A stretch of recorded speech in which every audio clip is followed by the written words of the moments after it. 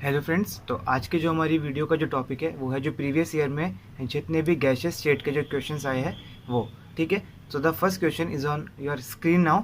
तो first question है कि अकॉर्डिंगली टू द केटीजी, मतलब जो हमारी जो केटीजी की थ्योरी है उसके अकॉर्डिंगली जो भी फॉलोइंग ऑप्शंस दिए हैं उनमें से कौन सा ऑप्शन रॉन्ग है। ठीक है, so the first option is कि जो हमारे जो मॉलिक्यूल्स है वो हमारे स्ट्रेट लाइन में ट्रेवल होते हैं। द सेकेंड इज कि जितना भी डिस्टेंस है बिटवीन द मॉलिक्यूल्स वो उनके साइज से ज़्यादा है। Third statement is the pressure and the fourth statement is about the momentum and the energy will be the conserved. So इसका ऑप्शन क्या होगा? इसका ऑप्शन होगा A. So the A option is the right answer, because जो हमारे molecules होते हैं वो स्ट्रेट लाइन में नहीं बल्कि जिगजैग मोशन में जो है मूवमेंट होती है उनकी। ठीक है,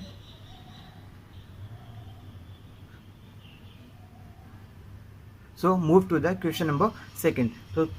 तो जो हमारा जो क्वेश्चन नंबर सेकेंड है उसमें हमको क्या दिया हुआ है कि एक ओपन वेसल है, एक हमारे पास क्या है ओपन वेसल है और उसके अंदर क्या है एक गैस है। ठीक है, हमने उस गैस को हीट किया, मतलब जब हमने उसको हीट किया तो उस टाइम का जो टेम्परेचर था वो था उसका 300 केल्विन। ठीक है, और हमने उसको जब तक हीट किया जब तक कि उसमें से 2/5 जो गैस है वो एक्सपेल्ड नहीं हो गई। तो ये पूछा है कि उस टाइम पर उसका टेम्परेचर क्या होगा।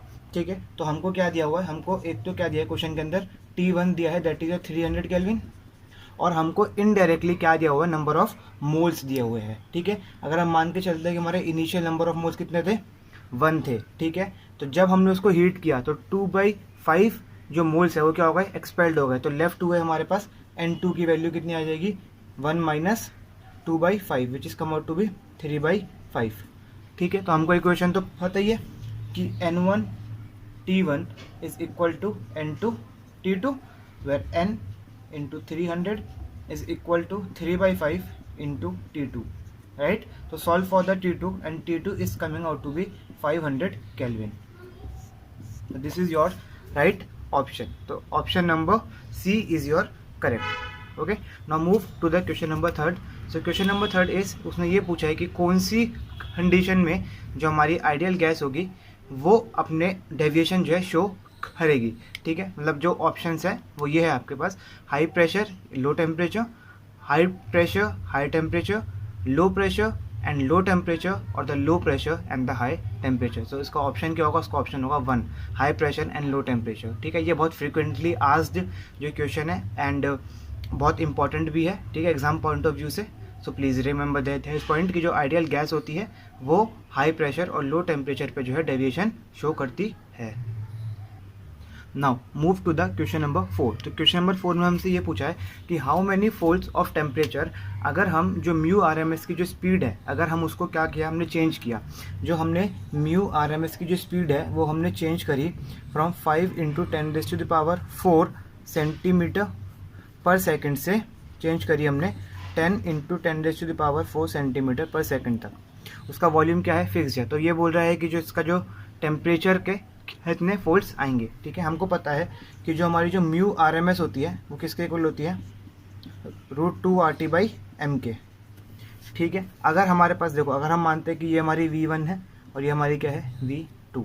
ठीक है, तो हम लिख सकते हैं कि V1 is equal to √2RT1/m and the V2 is equal to √2R/T2/m। ठीक है, अब इसके अंदर जो गैस है वो सेम है तो इसका जो m होगा वो क्या होगा, सेम होगा। ठीक है, if we take the ratio of V1/V2,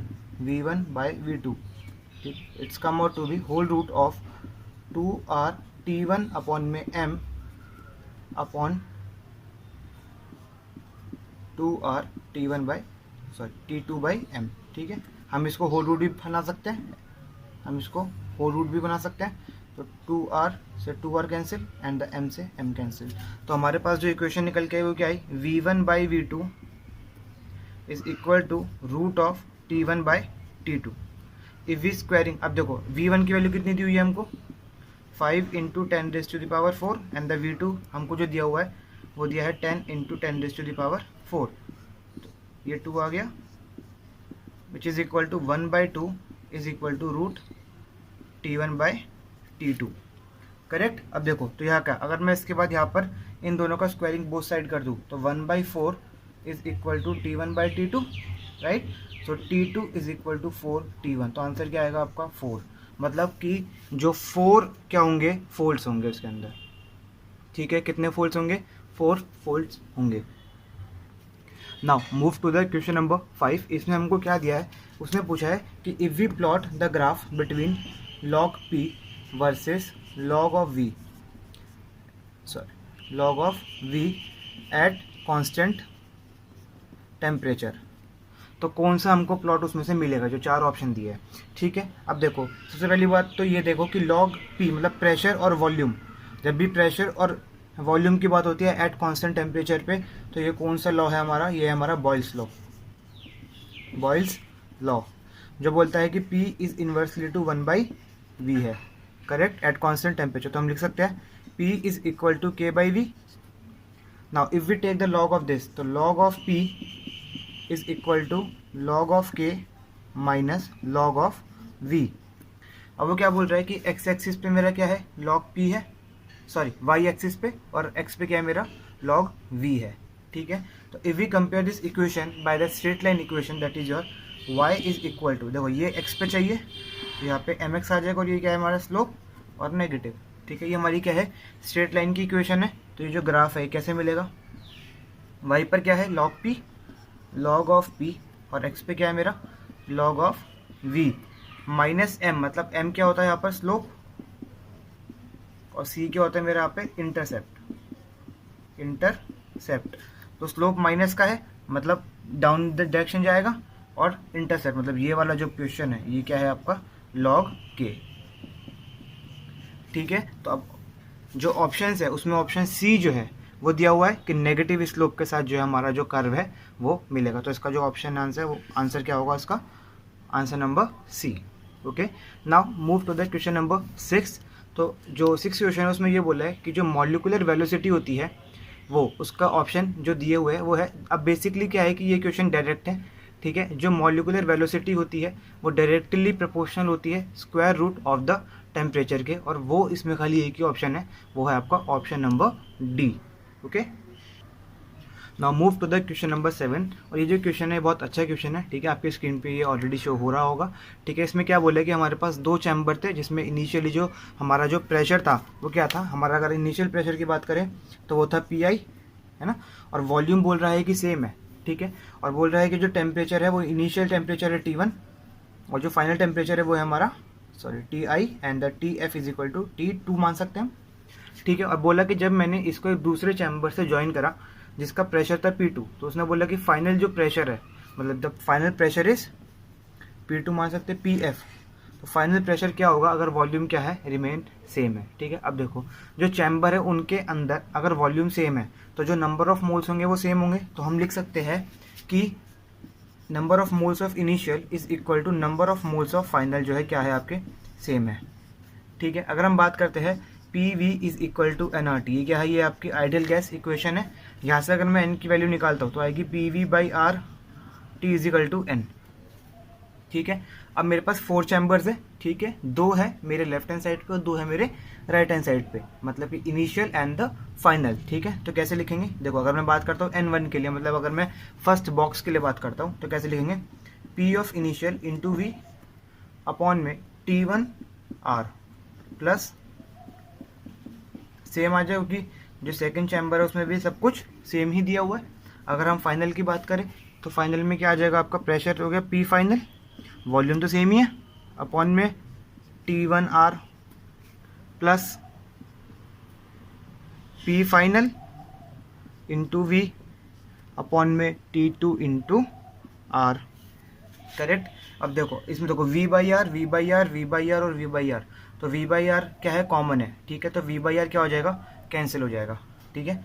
अगर कॉमन लेंगे V बाई आर यहाँ से भी और यहाँ से भी तो वो कैंसिल हो जाएगा। तो क्या बचेगा मेरे पास PI अपॉन में T1 R plus PI upon में T1 R is equal to PF upon में T1, सॉरी R तो कैंसिल हो गया ना, R कैंसिल हो गया, तो T1 और T1, राइट। यहाँ पे T1 प्लस PF अपॉन में T2। ओके, तो हमें किसके लिए सॉल्व करना है, सिर्फ इसके लिए हमको इक्वेशन को सॉल्व करना है। सिर्फ इस P फाइनल के लिए हमको इस इक्वेशन को सॉल्व करना है, ठीक है। और एक हमारे पास ये वाला भी क्या है, PF है, ठीक है। अगर हम इसको सॉल्व करते हैं तो देखो कैसे सॉल्व करेंगे, मैं इधर कर देता हूँ। ये तो सेम है, तो हो जाएगा 2pi अपॉन में T1 is equal to, LCM ले लेंगे इसका, तो PF into T2 plus PF into T1 upon में T1 प्लस T2, ठीक है। इसको इधर ले आते हैं, 2pi upon T1 into T1 plus T2, और इसमें से PF कॉमन ले लेते हैं, PF कॉमन आ गया,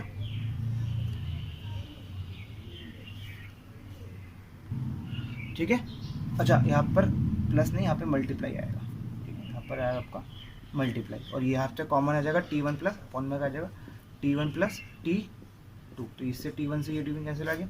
तो फाइनल प्रेशर आपका कितना आएगा, 2pi upon T1 plus T2, this is your final pressure और the final answer. So option number D जो है वो आपका क्या है, करेक्ट आंसर है, ठीक है, ओके।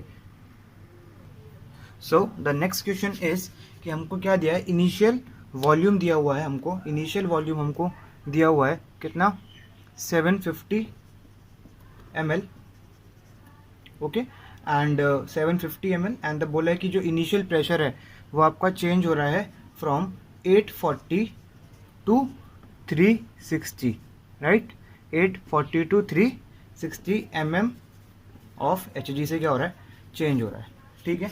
और हमसे बोला है कि V2 जो है कितना होगा, बट ध्यान रखना जो आंसर है वो इन लीटर्स में दिया हुआ है, ठीक है। तो सिंपल क्वेश्चन है, P1 V1 वाली बॉयल्स लॉ की इक्वेशन क्या होती है, P1 V1 equal to P2 V2, तो प्रेशर कितना दिया है 840, वॉल्यूम दिया है हमें 750 is equal to 360 into V2, after solving 1750 ml is your answer, और 1.750 litre, means the option A is correct.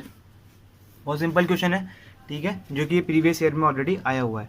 Now the next question is, इसमें हमें ये बोला गया है कि जो Cl2 जो गैस है, उसने बोला है कि जो Cl2 जो गैस है वो ईजिली लिक्विफेबल है देन इथेन से, किससे, इथेन से, और हमको ये बताना है on the basis of A and B, ठीक है। ए एंड बी क्या है, हमारे वैन डर वाल्स कांस्टेंट है, ए और बी क्या है, हमारे वैन डर वाल्स कांस्टेंट है। तो उससे पहले आपको ये पता होना चाहिए कि what is the significance of the A and the B.